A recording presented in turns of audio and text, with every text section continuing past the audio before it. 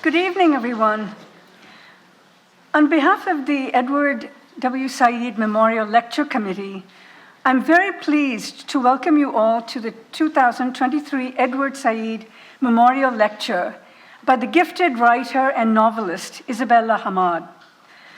My colleague and friend David Freedberg, director of the Italian Academy, will introduce Isabella and speak about the impact of Edward's life and work. Rashid Khalidi, who holds the Edward W. Said Chair of Modern Arab Studies, will moderate the Q&A after the talk. And then finally, Mariam Said will close the evening with her remarks.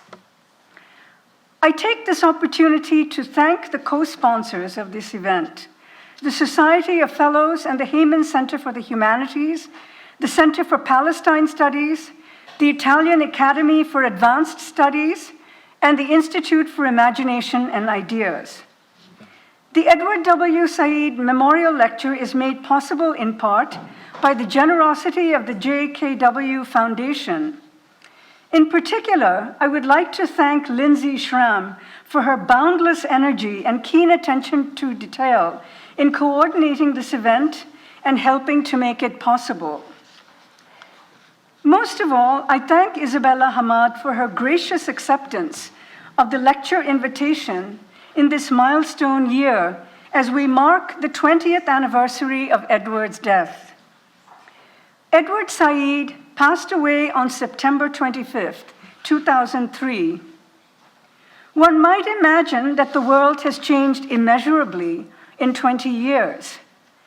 But as Isabella's novels so brilliantly reveal, today's geopolitical realities are as implacable as ever, and the shrunken space of dialogue makes Edward's principled appeals to humanism and democratic criticism even more prescient.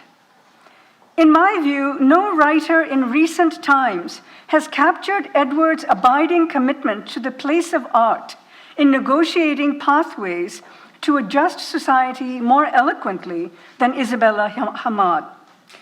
Nor has any writer given voice to Edward's hopefulness in the creative power of the next generation in quite the way that Isabella has. There is a line spoken by a character in her recent novel, Enter Ghost, that haunts me in the ways it channels the poignant hopefulness that animated Edward's life and work. And I quote from the novel, "Even if I cannot live in it, my soul will reawaken if there is a Palestinian state," unquote. I would like to believe that these words are also Edward's, and words that he would love to say today. It is truly an honor and a privilege to have Isabella Hammad deliver this year's Said Memorial Lecture. I now invite David Freedberg to come up and welcome you to the Teatro and introduce Isabella. Thank you. Thank you, Gauri. You said that I was going to talk about the impact of Edward's life and work, and I've only been allowed 6 minutes. So I think you put the impact of his life and work so eloquently and so movingly that my contribution will be more anecdotal than a summary of the enormous influence that Edward had on all our lives. But at any rate, to begin, as director of the Italian Academy, it's my privilege to be the host of this evening's event, along with Gauri and Eileen Giluli of the Heyman Center for the Humanities, and it's my pleasure to welcome you all here this evening. But things are not quite as simple as that. When Mariam wrote to me, asking me to introduce Isabella Hammad this evening, she wrote saying that it would be an honor for the family to have a good friend of Edward, for her family, to have a good friend of Edward introduce her on the 20th anniversary of Edward's passing. But, dear Mariam, it's an honor for me to do so, and I'm moved to the core by your request. When you wrote after mentioning that this was the 20th anniversary, you inserted in parenthesis, "Can you believe it?" Well, of course I don't want to believe it, but it's true. And I don't know whether you meant "it seems like yesterday." I somehow read your saying this, "it seems like yesterday that it happened." For that would, of course, be understandable. So vivid a personality was Edward's. But for me, it seems like an eon ago, and I'm sure for many of you.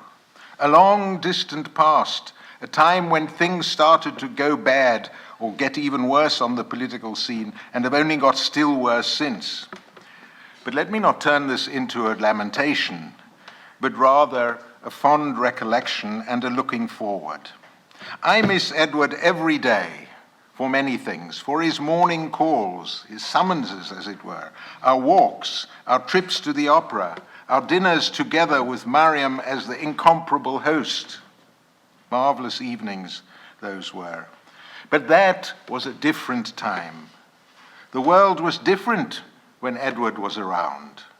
Because Edward was around. He was our backbone, our clarion call for justice for the Palestinians, our speaker of truth to power, loudly, clearly, and always boldly. And he meant everything to this institution. That's also why I'm proud to be here this evening and honored by your invitation, Mariam. He meant everything to this institution, the Italian Academy as well. When I took on the Academy as director in long ago 2000, I immediately told the president to make him one of our trustees, or guarantors, as we called them. Edward was a devoted presence at our biannual meetings for the rest of his life. He was invaluable, because those were not easy meetings. Not all of you know that the board of the Academy is one of the most complicated Columbia institutions.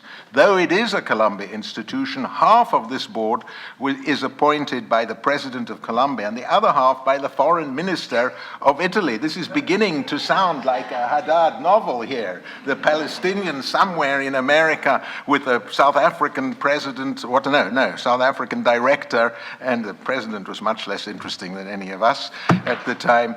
And it was a complicated situation, as you can probably imagine. Of course, Berlusconi was prime minister of Italy at the time, and it was just after, 9/11, and the world was beginning to fall apart. At any rate, Edward came to many of our events. He proposed them. He inspired them. Were it not for Edward, we here at the Academy would probably not have had our special relations, a relationship that continues warmly with the Center for Palestine Studies. We love working with them, and it's an important institution here. And one other thing, as we all know, nothing could have been more important to Edward beyond the Palestinian cause than his friendship with Daniel Barenboim. And I'm proud to say that it was here at the Italian Academy, which I think was one of the critical seedbeds for the idea of that marvelous project of cultural collaboration, the East-West Divan, that came to fruition. Mariam may have a slightly different account of its etiology, but obviously I like to flatter ourselves that it all took place here. There's a book that was published by us of the interviews between Edward and Daniel, and it's a remarkable book, and I like to think those were the days when those ideas, which clearly were voiced much earlier, I remember talking about them in Edward and Mariam's house, but it was here, I think, that they took practical fruition. I think, please indulge me, this note of pride that as a result of his meetings with Daniel here and the book that resulted from those meetings, we now have that marvelous project based in Berlin. You can see why I'm moved and honored and proud to be able to say these things this very special evening, full of recollection, nostalgia. I wish that there were such a figure as Edward was still with us. We miss that voice. But these are things that make me even happier to welcome Isabella Hammad here this evening to give the 2023 Edward Said Lecture. In fact, everything that I've just said, as I've already suggested, makes the importance of her work even clearer. For Edward, in the way, is the archetypal example of the sophisticated Palestinian abroad, whom we find represented in both of Isabella's great novels. Before I say anything further, I actually want to offer personal thanks to you, Isabella, for doing me a personal favor, for having saved my life of reading fiction. My reading of fiction as both fantasy and powerful truths. At last, I've sort of stopped reading novels. I don't know how this happened. Perhaps I was too wrapped up in my academic life, I don't know. But I was a passionate reader of fiction in my teenage years, obviously, throughout my 20s, and it started petering out quite early. And I found it increasingly difficult to immerse myself in contemporary fiction, with a few notable exceptions. We won't talk about those people. But to open Isabella's two books, I may mention one actually, The Parisian and Enter Ghost, is to be carried away immediately into the world of the Palestinian, in and away from and back to home. I mentioned earlier that I was South African, and I think I've probably been in exile much longer than most of my academic exiles. But these tales that Isabella tells are gripping ones. But it's the great beauty and apparent ease of her writing that completely carries one away. I've never felt closer to the forms of exile which have so conditioned the lives of Palestinians, both sophisticated and simple, both well acquainted with Western culture and those who find it still completely alien or do not know it at all. First generation and second generation and third and still further, both metropolitan and rural, those with resources that make life easy and those who live, as so many Palestinians still do, on the very thin edge. Edward's work, as we all know, is full of the theme of exile, and Isabella's writing reaches out and examines the complexities of Palestinian interactions with the world with infinite grace. She does so with infinite grace and loveliness, despite all the desperation, tragedy, and striving towards resolution. Therein, in those lives, some like Edward's and some decidedly not, lie one lesson after another about coping with the world that many of those around us can barely grasp, around us here. But Isabella has portrayed those lives with verity and style and insight in a manner that is as brilliant and graceful as we hope to expect from our greatest writers. But the implicit ambitions are clear, I think, from Isabella's work. Aside from the wonderful tales of the magical complexity of life in both her books, it's clear that she's really concerned with the question of division and sudden recognition and understanding, what she, following Aristotle, I think you call it, because everybody's saying you talk about anagnorisis. This is the recognition or narrative turning point based on a moment of sudden awakening or understanding. Her stories tell of tragic heroes and heroines who discover some of truth about his or her identity or actions that accompanies the reversal of the situation in the plot. That pretty much describes her stories so far. But now I read, and if we had time to talk before, we would have done so about it, and that you are working on a novel set at the Bandung Conference of 1955. Is that right? And so I'm really interested to read this, as I'm sure all of you are, all of those who believe in what the Christians used to call ecumenism. I like talking about ecumenism, which is cross-cultural understanding, but it seems I talk about it now, it's thought of as something especially Christian, but I'm talking about the possibility of communication across cultural barriers. At any rate, so I'm interested in these things, but I had never heard of the Bandung Conference until I read that you were going to write about it, of 1955. Of course, I should have, coming from Africa, but I haven't. And for those of you who don't know, do you all know what the Bandung Conference of 1955 was? Yes. Oh, my goodness me. My brother wrote his college thesis on this topic. What did you say? You My read? brother wrote his thesis Oh, your brother, Wayed Said, wrote a thesis on this topic. Well, then I should have known that. I wasn't listening to the dinner party conversation. Forgive me. Well, you all know that it consisted of representatives from 29 governments of Asian and African nations gathered in Bandung in Indonesia to discuss peace and the role of the Third World. That was, of course, at the time of the Cold War, and about economic development, and, of course, the topic which has now come home to roost, decolonization. So as non-aligned developing countries, and so we can see how an interest in this can emerge from the implicit and sometimes explicit messages of your work, and I am delighted that you are going to write about this in the particular way that you do. This is the theme for Isabella Hammad and for Edward, and obviously for the whole Said family. But Isabella will insert it into a powerful tale, I have no doubt, that will be gripping and which we will all read in one sitting. At least I will certainly read it in one sitting. And then, as all good novels should be, over and over again, for the lessons to be gained from her tale, which as always will demonstrate, you already talked about this in Edward's work, Gauri, will demonstrate the potential of art to clarify politics and give the pressing issues of our time at least some grace and certainly some power. Isabella, we look forward to your next work very much indeed, and now, of course, to your lecture. Thank you for being with us here this evening. I give the floor to you.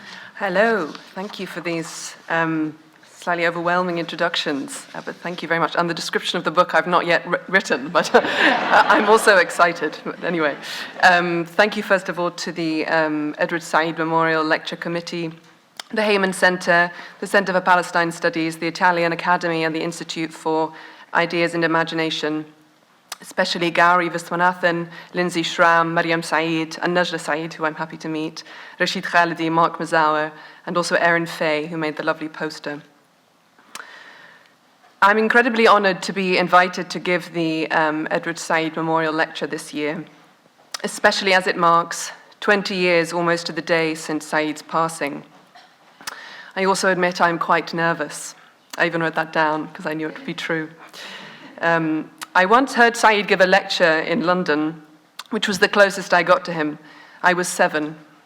Unfortunately, all I can remember of that evening is seeing my diminutive grandmother across the auditorium, slowly descending the steps of the aisle, helped by 2 people either side of her, and my brother leaning over me to say, "Teta looks like Yoda."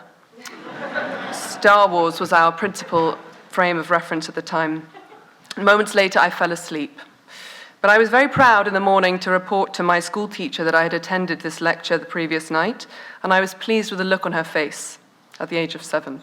I assumed from this that I had absorbed something from the people around me of Said's significance. When I was wondering what to talk about this evening, I started thinking about Said and lateness as a point of departure, and then I went back to his early book beginnings, and then I decided after all that I preferred to start in the middle, and more specifically, that I wanted to talk about the middle of narratives, their turning points, which I'll relate to the shifting narrative shape of the Palestinian struggle in its global context.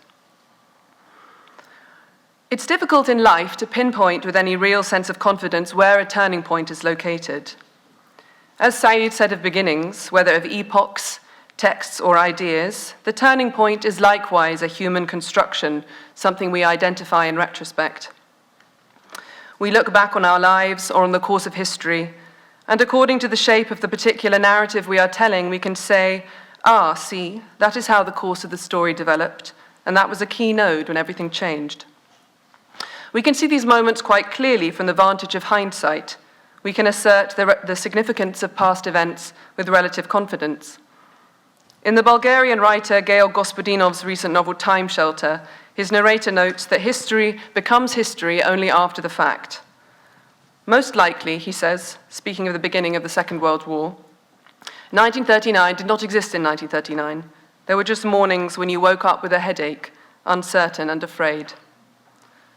But if we cannot always know the significance of the moment in the moment, it is also true that our moment, the one in which we now live, feels like one of chronic crisis. Political, economic, and climate crises besiege us. along with other existential crises posed by the exponential development of artificial intelligence and the recurring nightmare of nuclear war. In narrative time, the crisis should suggest the encroachment of the end, even if, in real life, the end is a receding horizon. The flow of history always exceeds the narrative frames we impose on it. Generations continue to be born, and we experience neither total apocalypse nor a happy ever after with any collective meaning beyond the endings of individual lives. Yet this narrative sense remains with us, flickering like a ghost through the revisions of postmodernism. We hope for resolution, or at least we hope that, retrospectively, what felt like a crisis will turn out to have been a turning point. The novel, specifically the European novel, was the grounds of Said's training as a reader and a scholar, and it was one of his long-standing intellectual passions. The novel was the principal lens through which he viewed the world, and it lay at the heart of many of the ideas and arguments that he has given to us. In North American popular discourse, Said may have been painted as a radical political figure, but he was first and foremost a literary scholar. The relationship between European traditions of representation, literary and otherwise, and the operations of imperial power was a relationship that he specifically trained our eyes upon. Still, the novel remained his subject, one that he loved. He held the complications of its heritage in his sight. He chose to read the so-called canon contrapuntally, a helpful Saidian term, rather than disavowing texts written in previous eras out of retrospective feelings of disgust, based on what he saw as their implication in systems of oppression and domination. Of course, later on, he himself saw this literary tradition less and less as a sole privilege of the West, but rather as something shared by everyone complexly. A tradition interpenetrated by cultures of the East and the South, and also inherited by them. In what often feels like a cynical age, I still find Said's engagement with fiction as an heir to a particular kind of humanism, encouraging and even consoling.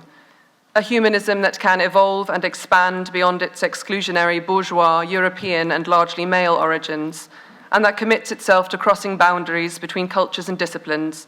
A humanism that holds the practice of criticism close to heart. Writing novels, in my limited experience, a writer has to, at various points and to varying degrees, sustain a split consciousness. On the one hand, we must admit that novels are a form of entertainment, existing somewhere between movies and poems. They are narrative objects made of language, with usually a beginning, middle, and an end. They are a form that was born in the age of mechanical reproduction, and they are sold as commodities, an activity that today has rather a lot more to do with branding and marketing than it used to, a fact that is particularly confusing and troubling to exactly the type of person who might end up spending their time reading and writing novels. And on the other hand, there is a relationship between novels and what, for want of a better phrase, you might call our spiritual lives. Some of us read them for comfort or to escape, some to learn about the world, some because it's a rare chance for concentrated solitude to be neither working nor passively consuming the content of a screen, but rather to think deeply about experiences other than our own, using some of the tools of our dream life, to listen carefully to the voices of others in a way that asks for our imaginative participation, and in ways that might also shed light upon our own experiences of being alive on this planet. In different ways, novels reflect the perpetuation of a human impulse to use and experience narrative form as a way of making sense of the world. This may seem obvious. As a person who tries to spend most of her time reading and writing novels, I sometimes find that these two realities coexist without issue. But often I find myself distracted by, even anxious about, the mystery of what these texts really do in the world, beyond providing mere escapism or misguided attempts at moral instruction, which I don't believe in either as a proper use of the form. Said tells us that texts are worldly. To some degree, they are events, and even when they appear to deny it, they are nevertheless a part of the social world, human life, and of course the historical moments in which they are located and interpreted. This may be true, but it doesn't really help me, a writer, in thinking about what it is that I'm doing when I sit down at my desk. Frank Kermode said that fictions are for finding things out, and they change as the needs of sense-making change. which I find a helpful formulation for how the novel, shape-shifting, strives for novelty, and how this relates to our need to find and create meaning. But most helpfully of all for me is what Sylvia Wynter said about the novel being a revolutionary form because it is, in essence, a question mark. Perhaps a writer doesn't need to have a clear sense of what her text will do in the world. Perhaps a writer can relax a bit. Perhaps it's enough to ask a question and hope, perhaps, to glimpse the meaning of that question in retrospect. Some water. All writers have tics, a particular repertoire of moves that recur. Mine is probably the construction of recognition scenes, or moments of what Aristotle in his Poetics called Anagnorisis, although now I'm having a doubt, is it Anagnorisis? It's one of those words I've only ever seen written down, but I will go with Anagnorisis, so forgive me if that's wrong. Recognition scenes are not rare in fictional narrative. In fact, they're incredibly common. You'll notice them in popular novels with unreliable narrators or dramatic plot twists, in soap operas and in Hollywood films. Nor are they only a feature of the Western canon, but seem rather to be intrinsic to all storytelling traditions. As Philip Kennedy, for instance, showed recently in his meticulous study of recognition scenes in the Arabic literary tradition, including Quranic stories in the Maqamat of Al-Hariri. Aristotle himself was analyzing plays that had been performed 100 years beforehand, so he was noticing pre-existing narrative paradigms and naming them rather than inventing them.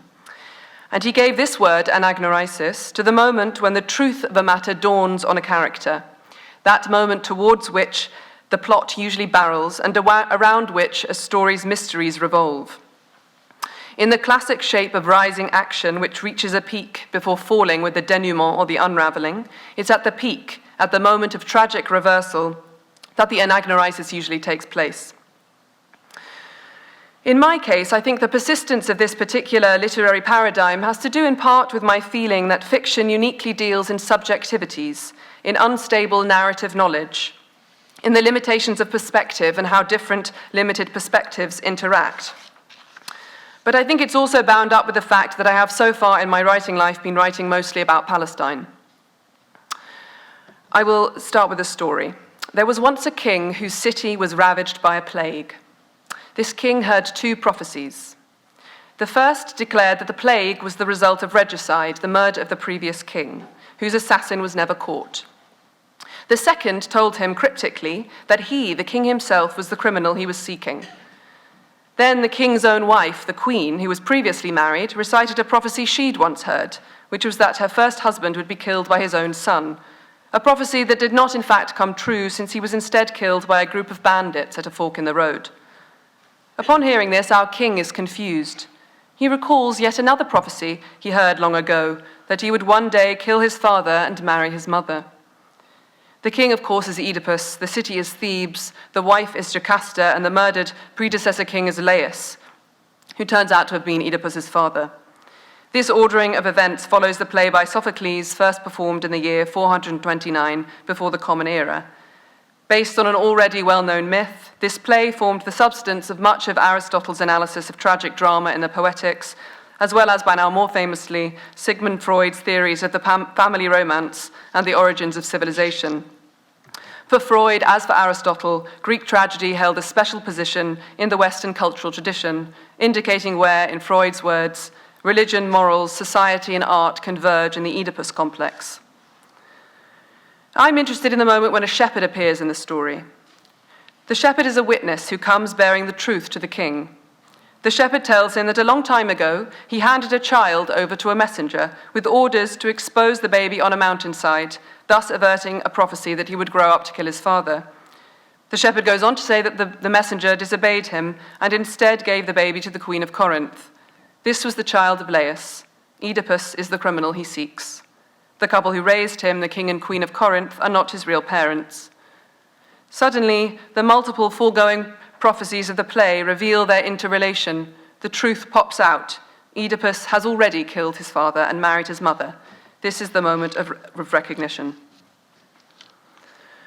Aristotle describes anagnorisis as a movement from ignorance to knowledge. When a character realizes the truth of a situation they are in, or the truth of their own or someone else's identity, The world of the text becomes momentarily intelligible to the protagonist and thus also to the audience. It's Anagnorisis when Darth Vader says to Luke Skywalker, "I am your father." It's Anagnorisis when Holly Martin opens the coffin and sees not the face of Orson Welles, but another third man. The mysteries clarify. Everything we thought we knew has been turned on its head, and yet it all makes sense. Here's another one. After a war, which, lasting a mere 6 days, fails to regain territory lost 20 years earlier, and results instead in the loss of yet more territory to the enemy, a married couple, refugees for 20 years, take the opportunity offered by the disappeared border to visit the home they had lost by the coast. They drive north in an anxious silence. They are returning not victorious as they had hoped, but on the wings of a defeat. And they did not only leave a house behind, but through the force of tragic circumstance, they also left a baby, whom, faced with the flood of other refugees, they were unable to go back for. Arriving now at the home not seen for 20 years, the couple sit with the woman who lives there. She quickly reveals that her son, who is about to arrive, is not hers biologically. She adopted him when she first arrived in the city. Moreover, he resembles the visiting couple. In other words, this is the same child they left in that original instance of flight. The woman's face turns yellow with dread. She says they must leave it up to him to choose his parentage. The son arrives wearing the uniform of the enemy army. Meeting his biological parents, he immediately denies them. He asserts that his only father died in Sinai 11 years ago. This is Ghassan Kanafani's story Returning to Haifa, in which the characters Saeed and Safiya return, leaving their second son Khalid in Ramallah, to find their first child Khaldun has become Dov, adopted by a Jewish couple, refugees from Europe who now live in their home. In this story, Dov denies the significance of parentage, of the bloodline. But then, seeming to contradict himself, Dov lashes out with reproach at Saeed and Safiya. They should not have left him behind as a baby, he says. They should have fought with arms to retrieve him. Like the Oedipus story, the plot here is based on a perverted family reunion. What is recognized, however, is not kinship exactly. This is no recuperation of the stranger as the familiar, with all the potentially tragic fallout of that revelation, but rather, through the act of denial, a recognition that kinship is insufficient. Man is not just flesh and blood, says the protagonist, in a flash of insight. Man is a cause. What this means is that bonds of personal and political identity can't only be passively inherited, but must rather be imprinted with intention and will. The scene has pivoted. The returning father sees how his fixation on the lost eldest child has obscured his view of the other, the second son in Ramallah, whom he forbade from joining the Fidayeen. Counterpointed to his own pastward perspective, clinging to the ghosts of the Nakba, he perceives with sudden clarity that his younger son's desire to fight expresses a contrary forward-looking gaze. Khalid looks to the Palestine of the future, not of the past. Thus, the failed recognition of the eldest son leads to the proper recognition of the younger. Of course, recognition is a figure of comedies as well, or stories with happy endings, often prompted by some physical sign that reveals who someone truly is, like Odysseus, whose nurse knows him by his scar, or the comic tradition from Shakespeare all the way up to 19th century comedies of manners like The Importance of Being Earnest and beyond, whose plots depend on mistaken identity and whose climactic scenes untie jumbles of narrative threads and bring the stories to a conclusion. Recognition in these cases is quite literally the realization of who someone is. The person you thought was a stranger is actually a member of the family.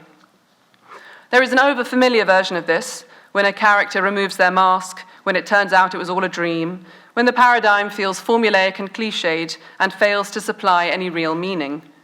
In Returning to Haifa, Kanafani gestures to this risk in this translation by Karen E. Riley.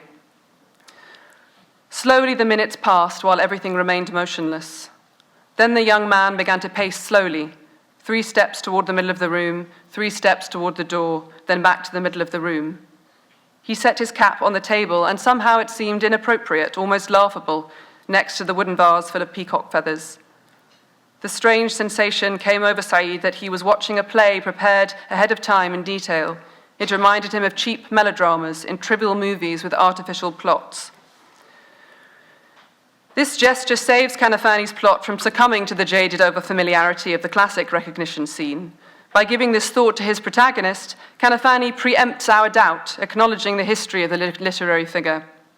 A kind of prophylactic against readerly disbelief, it also paves the way for the switch, for the expected recognition scene to become non-recognition, misfiring, failure. Where the mood of the comic narrative is one of reunion and return, resolution is total, the circle is closed. The novels I'm interested in may conclude, but they don't usually answer the questions they've posed. In tragedy, as in the novel, as in life, humanity's accounts with the forces of fate or circumstance or chance do not balance. What we might call the gods are willful, incomprehensible, and unfair. It's certainly not fair on poor old Oedipus. How was he supposed to know that Jocasta was his mother? At the same time, it's hard to consider the plot of Sophocles' Oedipus the King and not wonder why Oedipus did not at least put the pieces together before the shepherd got there with his eyewitness testimony. Both Terence Cave and Piero Boitani have pointed out that the ancient Greek terms for recognition, reader, and reading, Anagnorisis, Anagnostes, and Anagnosis, are closely related both phonetically and conceptually. Oedipus seems to need a particular kind of reliable witness testimony as evidence in order to read the situation properly, in order to believe his eyes. The novel A Heart So White by the Spanish writer Javier Marias begins with the words, "I did not want to know, but I have since come to know." Encased in this "I did not want to know" is an already knowing. The reversal hastened by recognition only functions on account of an accumulation of knowledge that has not been confronted. That's why it's recognition, anagnorisis, knowing again.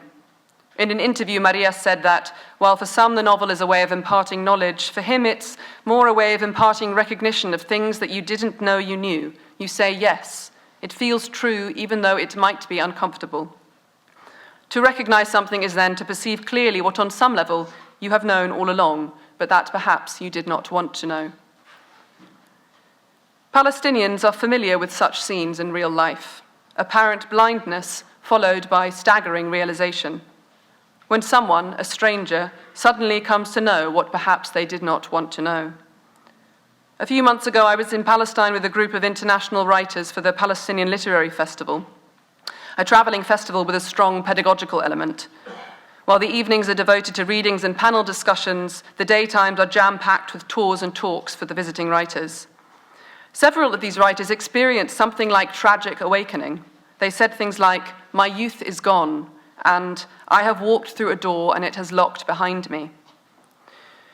These were not even people who needed to be brought over from a distant political position. They came to Palestine with a desire to learn. They visited Hebron and saw soldiers guarding settlers. They visited the destroyed town of Al-Lid. They navigated checkpoints. They traveled through Jerusalem and crossed in and out of the West Bank. They listened to statistics of killings and imprisonments and nighttime raids and asked careful questions. And they all seemed genuinely changed by the experience. I was moved to see them moved, while at the same time I experienced a kind of despairing déjà vu, the scene of recognition having become at this point rather familiar. We are at a moment when elementary democratic values the world over have eroded and in some places almost completely disappeared. I feel it is a kind of fracturing of intention. The big emancipatory dreams of progressive and anti-colonial movements of the previous century seem to be in pieces, and some are trying to make something with these pieces, taking language from here and there to keep our movements going. Last year was the deadliest since 2005 for Palestinians in the West Bank. Since January of this year, Israeli forces have already killed 233 Palestinians, 44 of them children, and have made 140 families homeless, about 800 people, while settlers have conducted at least 315 attacks against Palestinians and their property. There are currently 5,200 Palestinian detainees in Israeli prisons, over 1,200 of whom are in administrative detention without trial, without charge. Khadr Adnan, as one example among many, was arrested 11 times throughout his life, spent a total of 8 years in administrative detention, was never tried, and died after his 5th hunger strike, which lasted 4 months. We are seeing so-called suicide drones deployed on Palestinian populations in Gaza, We are witnessing helicopters dropping bombs on West Bank towns, sites not seen in 20 years. We see pogroms conducted by settlers, protected by soldiers. Open declarations of racism and fascism by the Israeli government, while by no means new, are becoming audible to Western ears. The mask has truly been taken off.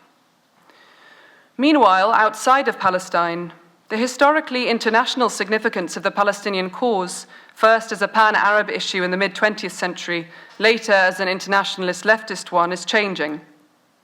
Increasing normalization with Israel by Arab states is a symptom of the ways Palestine has been abandoned in the region.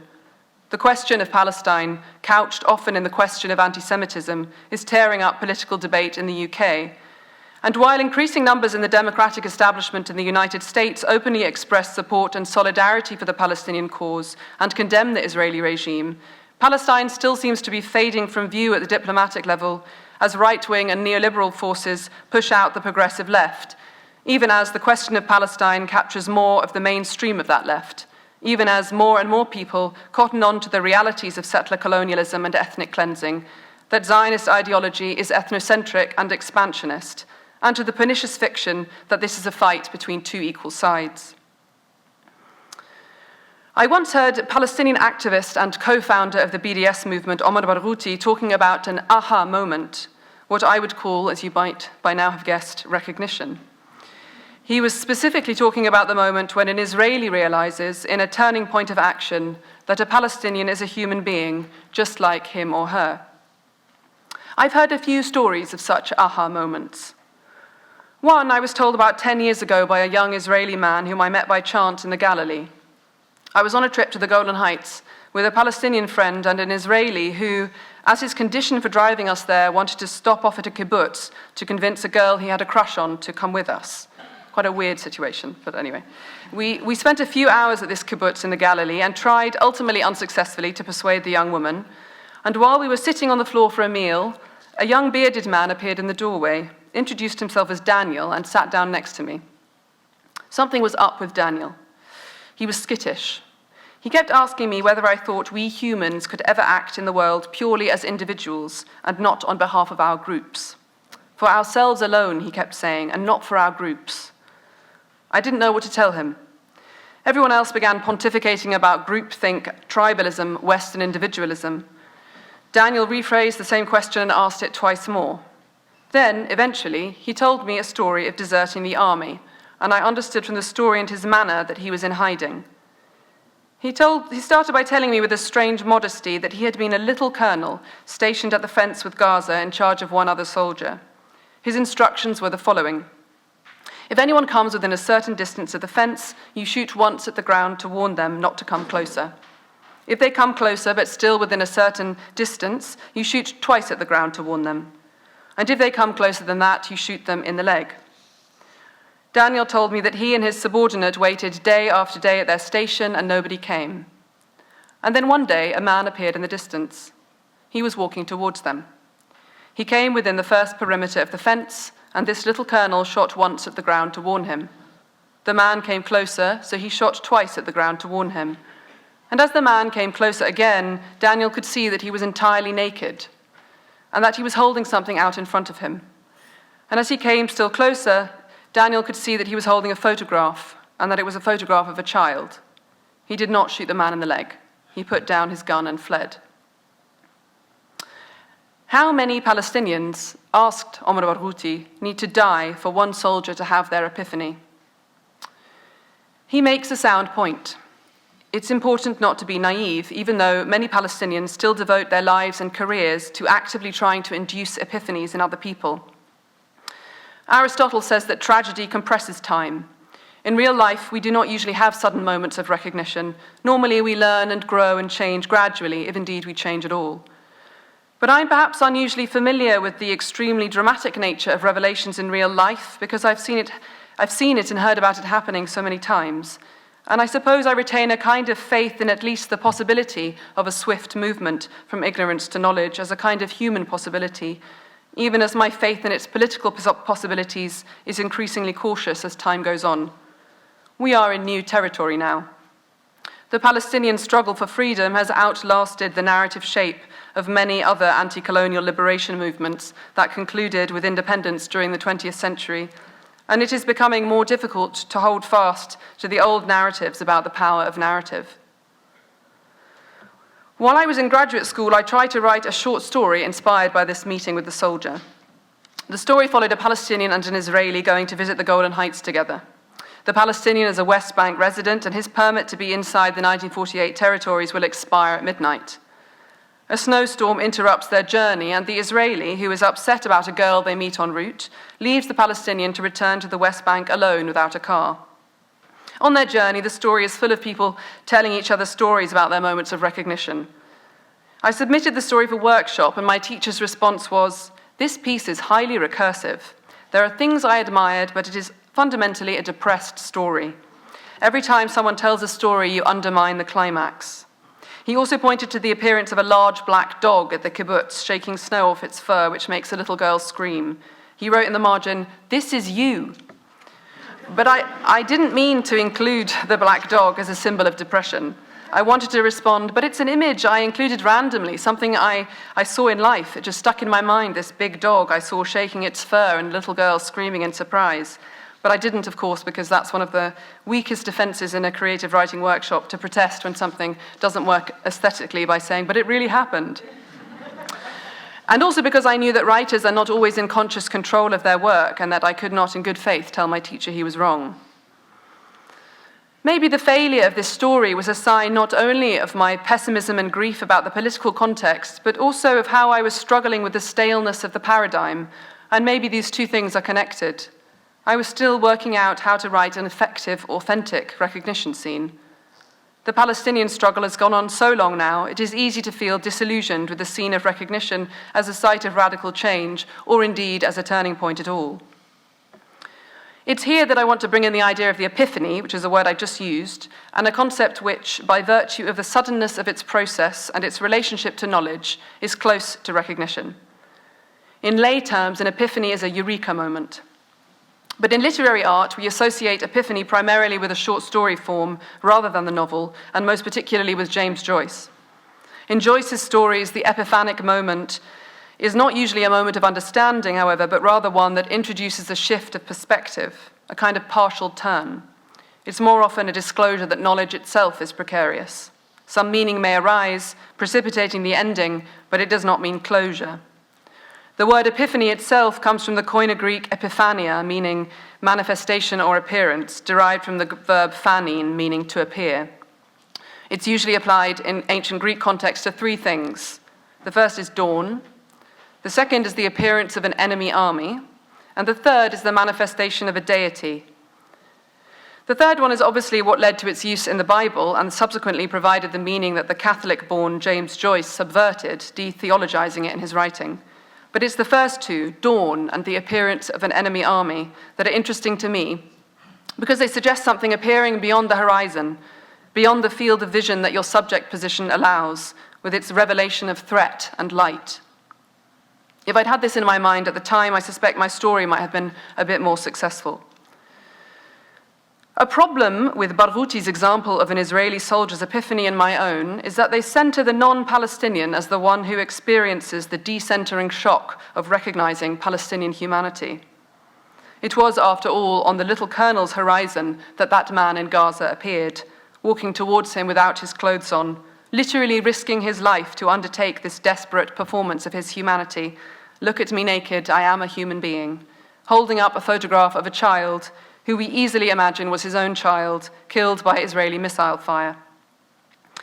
There's another version of this same story that does not involve anagnorisis, but is instead a familiar, repeating tragedy of living in a constant state of fear, of having your home destroyed, of losing loved ones or your own life to bombs dropped from the sky from which there is no shelter. And yet the pressure is again on Palestinians to tell the human story that will educate and enlighten others, and so allow for the conversion of the repentant Westerner, who might then descend onto the stage, if not as a hero, then perhaps as some kind of deus ex machina. It is easy to be caught between desperately wanting to convince people and feeling fed up at how slow they are to understand. bitter at their high emotional tenor when they finally experience their epiphanies and issue their apartheid reports, and still incredibly grateful that their recognition has given rise to concrete action. I do think there is another way we can frame this, though, one which focuses less on who is the main character and who is the victim, which I draw from Yasmina Rifai's recent brilliant book, Radius, about a militant feminist group protecting women from sexual assault in Tahrir Square towards the end of the Egyptian Revolution. Rifai ponders the analogous issue of women appealing to or trying to educate men about misogyny and patriarchal violence. Rather than wondering about the efficacy of addressing men, she asks, can we think of breaking into their awareness as a byproduct of us speaking to one another? Can we focus instead on our own networks, on thinking together, on resisting together, on supporting one another openly? Writing in English about Palestine, I often find myself asked if my aim is to educate Westerners, a suggestion I always find reductive and kind of undignified. But I like this idea of breaking into the awareness of other people by talking candidly among ourselves. If there was another lesson I learned here in the episode of writing my depressed story, it was the quite basic one that literature is not life, and that material we draw from the world needs to undergo some metamorphosis in order to function or even to live on the page. Many first novels are disguised autobiographies. Mine was a disguised biography, although I didn't bother to disguise it very well. The novel followed the life of my great-grandfather, Midhat Kamal, who was born in the town of Nablus when Palestine was part of Greater Syria under the Ottoman Empire.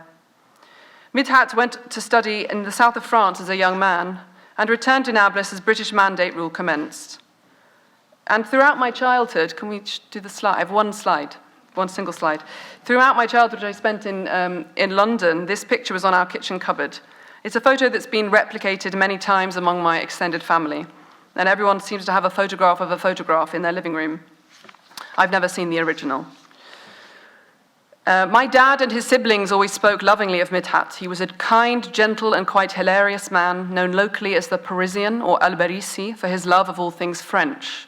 Midhat did not go to the bank, he went to the banque. His socks always matched his mouchoir, and after bathing, he used to ask my aunt to slap his colonia on his back. And while such affectations might be fairly common among the wealthy Lebanese, especially after Lebanon became a French protectorate, this was not very common in Nablus.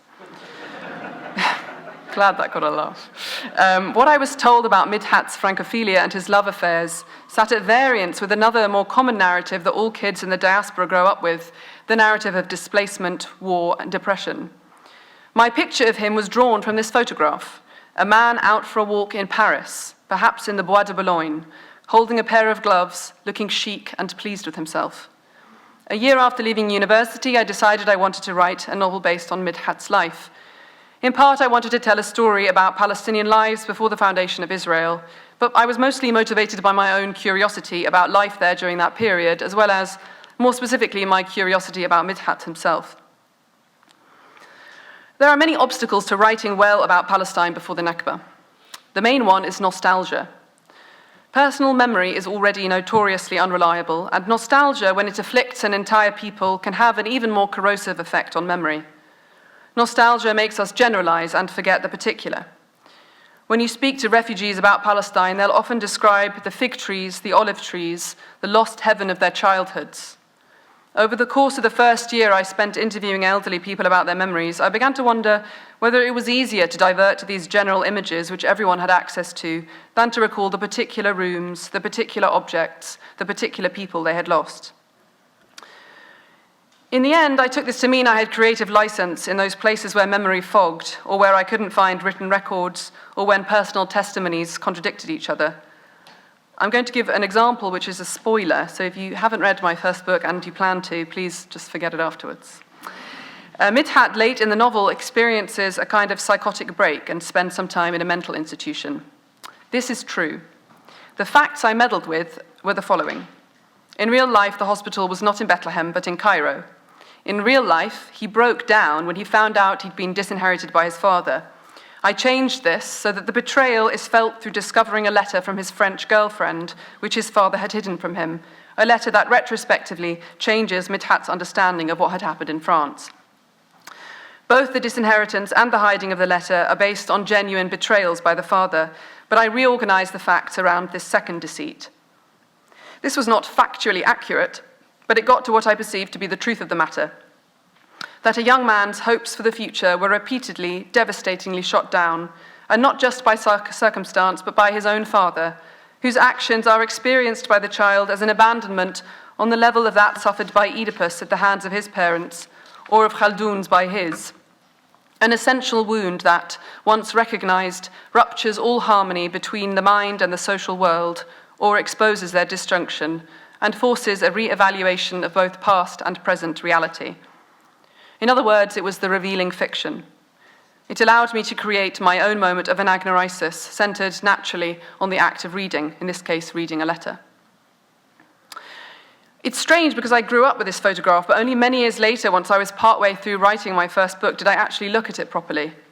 I find this hard to believe about myself, that I could be so unperceptive, but it confirms the fact that received ideas or ideas from childhood can be hard to untie, even when faced with the evidence of your senses. I suddenly realized that Midhat is not outdoors, walking in the Bois de Boulogne. He is standing in front of a painted screen. The photograph was taken in a photography studio in Jerusalem in 1923. You can take him away now. Bye-bye, Midhat. What I learned through writing this book is that literary anagnorisis feels most truthful when it is not redemptive, when it instead stages a troubling encounter with limitation or wrongness. This is the most I think we can hope for from novels, not revelation, not the dawning of knowledge, but the exposure of its limit. To realize you have been wrong about something is, I believe, to experience the otherness of the world coming at you. It is to be thrown off center. When this is done well in literature, the readerly experience is deeply pleasurable. Terence Cave argues in his book on the subject that it is the reader herself who craves the tragic reversal, because fictions have the capacity to astonish us, upset us, change our perceptions in ways inaccessible to other uses of language. To give a couple of examples from contemporary fiction, we can look at the novels of Deborah Levy in The Man Who Saw Everything, or her latest August Blue, or Swimming Home. There's often a moment pivoting on the hinge of a repeated word or image when things click into place, the lock turns, the trail of strange symbols suddenly reveal their meaningful interrelation, and the stage machinery rotates. We understand what the horse is, the meaning of the jaguar, the bear, the gun under the bed.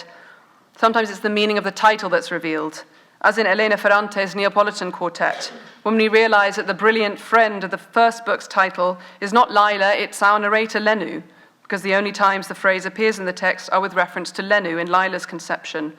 And it's one of many instances in which we feel the hard edge of Lenu's knowledge. There's an intensity of pleasure when we glimpse a character's limit in this way, when a sense of the real, of that which is contrary, opaque, other, pokes through the gaps of their and our perception. The author gives us the feeling of confronting the wall of our understanding, the exhilarating feeling of being wrong. Anne Carson, in her introduction to her translations of Euripides, also confronts the quandary of understanding this pleasure. She writes, "But the question of what exactly it is we enjoy in the experience of recognizing our own error, at that moment when the soul turns to look at its own reasoning process, like an actor upon a stage, and intervenes just in time to forestall kidnap, seems to be a question fundamental to our understanding of Aristotle's understanding of what poetry is. No brush can write two words at the same time, says a classical Chinese proverb, yet Aristotelian mimesis is just such a brush, able to paint knowledge and error shaking hands with one another in a mirror." There's much to say about the images that Carson conjures here, the staging of the errors of the soul as a play, recognition as forestalling a theatrical act of violence, a kidnap, and an act of witnessing that takes place both inside and outside the text simultaneously. Somehow error and knowledge shake hands in the mirror and also, in an impossible image, through it. What in fiction is enjoyable and beautiful is often terrifying in real life. In real life, shifts in collective understanding are necessary for major changes to occur, but on the human individual scale, they are humbling and existentially disturbing. Such shifts also do not usually come without a fight. Not everyone can be unpersuaded of their worldview through argument and appeal or through narrative. Maggie Nelson in The Art of Cruelty punctures the high-minded moralism of art that seeks, through depicting suffering, to move an audience to do something about it. She says, having a strong reaction is not the same thing as having an understanding, and neither is the same thing as taking an action. It's true that emotion and understanding are not the same as action, but you might say that understanding is necessary for someone to act. Of course, the word recognition has other very formal connotations in political discourse as a diplomatic or governmental action. States will recognize the sovereignty of another state or political entity, or a political or legal claim, or a right to life, or a right to have rights. Cultural recognition of difference can form the basis of just societies, but recognition that remains solely that, a form of acknowledgement without economic and political redistribution, is an act of language that leaves out the plot of history, where a word tries to stand in for material reparations through the smoke and mirrors of discourse and ceremony. The recognition of indigenous peoples by settler colonial societies, including acknowledging First Nation territories, might be a place to start, but it is no place to end. In the Palestinian case, the Oslo Accords of the 90s, which inaugurated a misleadingly titled peace process and led to an entrenchment of Israeli occupation, prominently featured letters of mutual recognition between the PLO and Israel. The PLO were recognized as the legitimate representative of the Palestinian people, granted the mantle of statecraft without an actual state. In the language of both law and literary form, then, recognition is a kind of knowing that should incur the responsibility to act for it to have any value beyond personal epiphanies or appeasing the critics of the one doing the recognizing. Great effort is required to ensure that such a moment marks the middle of the story and not the finale. Another act must follow. The fact is, huge edifices do move in human history. Empires have fallen. The Berlin Wall fell, political apartheid in South Africa did end, and although in neither of these cases were these putative conclusions by any means the end of the story, they are testaments to the fact that, under the force of coordinated international and local action, Israeli apartheid will also end. The question is when and how. Where in the narrative arc do we now stand? Facing the antagonists of misinformation, widespread censorship, and a military superpower backed by the United States, which has to date provided Israel with $158 billion in bilateral, largely military assistance and missile defense funding, and that trains its weapons upon the stateless Palestinian population, feels like trying to scale an incredibly large wall with your bare hands. How to confront this except perhaps with what Palestinian novelist Emil Habibi named pesoptimism, an acutely Palestinian frame of mind. Gramsci described this condition only slightly less concisely as pessimism of the intellect, optimism of the will. It's one thing to see shifts on an individual level, but quite another to see them on an institutional or governmental one. To induce a person's change of heart is different from challenging the tremendous force of collective denial. And denial is arguably the opposite of recognition, but even denial is based on a kind of knowing. A willful turning from devastating knowledge, perhaps out of fear. Think of Khaldun/Dove denying his parents who have finally returned to Haifa, of Peter denying Christ 3 times.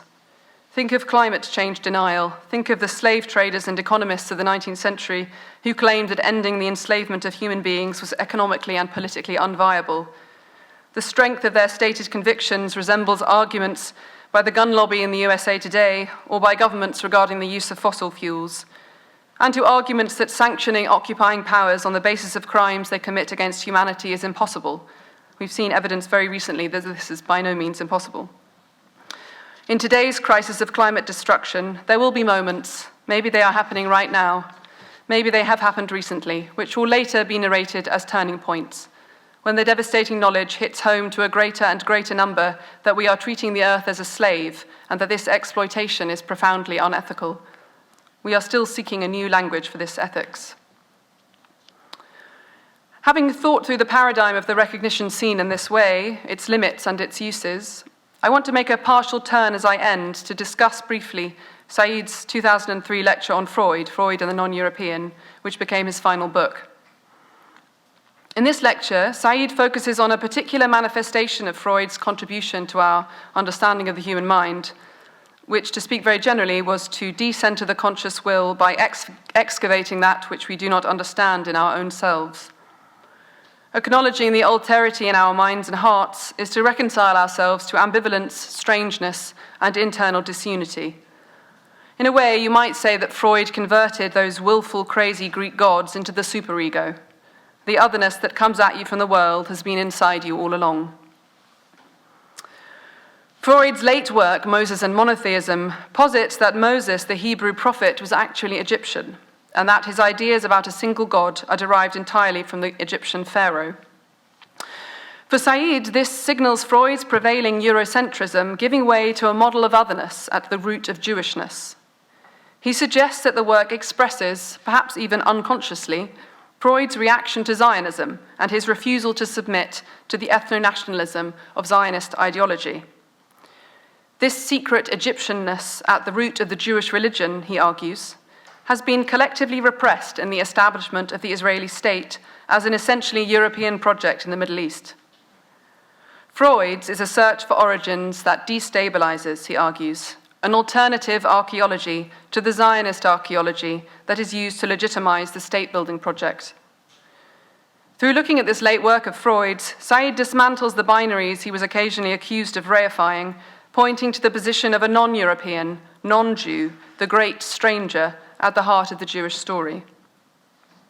Crucially, in the light of this, he describes a non-Zionist model of being Jewish that has an irredeemably diasporic, unhoused character.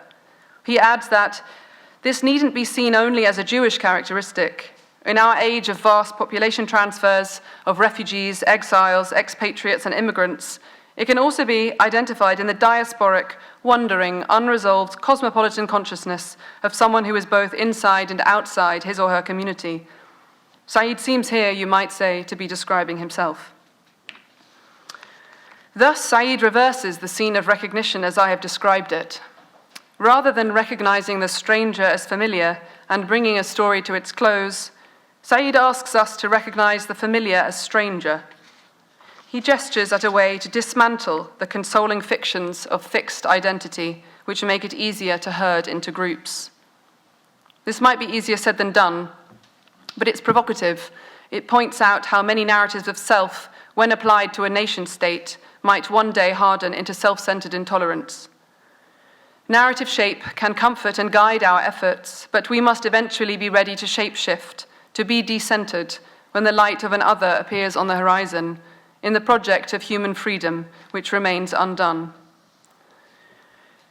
Perhaps this is also a long, convoluted response to Daniel the soldier's question, which I never answered, about whether we can think for ourselves and not only on behalf of our groups. Perhaps by now he's read some Edward Said. Palestinianism was for Said a condition of chronic exile as agony, but also as ethical position. To remain aloof from the group while honoring one's organic ties to it. To exist between loneliness and alignment, remaining always a bit of a stranger. To resist the resolution of the narrative, the closing of the circle. To keep looking, to not feel too at home. Thank you very much. Talk about a hard act to follow. Fortunately, I don't have to follow it.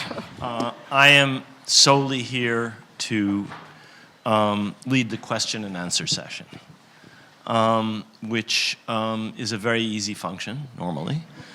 I want to just say a couple of words about the extraordinary talk we've just heard.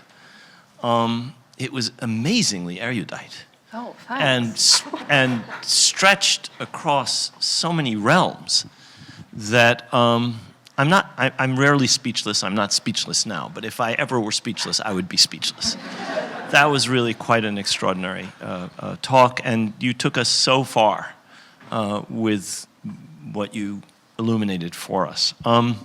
It made me think of one thing, which is this question that you said you're often asked, which is, are you doing this in order to make the Palestinian narrative known to other people, or are you doing it for some other reason? I'm not going to ask you that question, because I've been asked that myself. I'm a historian, you're a novelist. But I think that one of the things you've shown with your novels and with the talk tonight is that in some ways art, and especially literature, can be much, much more revealing than the kind of thing I do, or than political writing.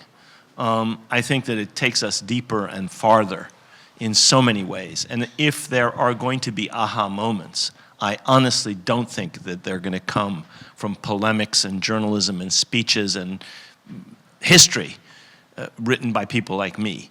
They're going to come from novelists and playwrights like, Racine, a novelist also, plays made out of Racine's novels, by movies, and so forth. That doesn't mean anything will change, because the aha moment, as you just said, has to be turned somehow into action. But I think the force of it can be seen. The fact that so many people are, more I think because of literature, art, and culture, changing their view and understanding things and seeing things and having the veil removed from their eyes. When that turns into politics, when that turns into change, when that moves us up that wall you said we're facing, I don't know. But I think that the novels that you're writing and that other people are writing, the art and the culture and the films and the literature that's being produced today, in a flood, something that was unimaginable 20 years ago, is having an enormous impact. And I want to thank you for the things you write, not because they're just wonderful novels, but because I think they're pushing that, use the Sisyphus metaphor, they're pushing that rock up the hill. They're getting us up that cliff face in a way that I don't know whether you intend or not. And I don't think it matters. Yeah, I mean, I would just add that for me, I really think it's a collective effort. Like, I think we're all doing it, everybody does it together. I think that's very important. That's why I lean on that quotation about talking among ourselves. I feel like that is the best way to break into the awareness of others, rather than thinking that a single work is going to do anything appreciable. I'm sure you're right. I want to thank you all for coming and to thank Isabella for this wonderful, wonderful lecture. We will be thinking about a lot of things you have said, and had Edward been here, he would have been really, really impressed by all this. Thank you for what you have done, and I would like to thank you again, everybody, for coming and for remembering Edward with us this 20 years. And I hope 20 years from now, younger people will be there talking and using his work for making a better world. Thank you.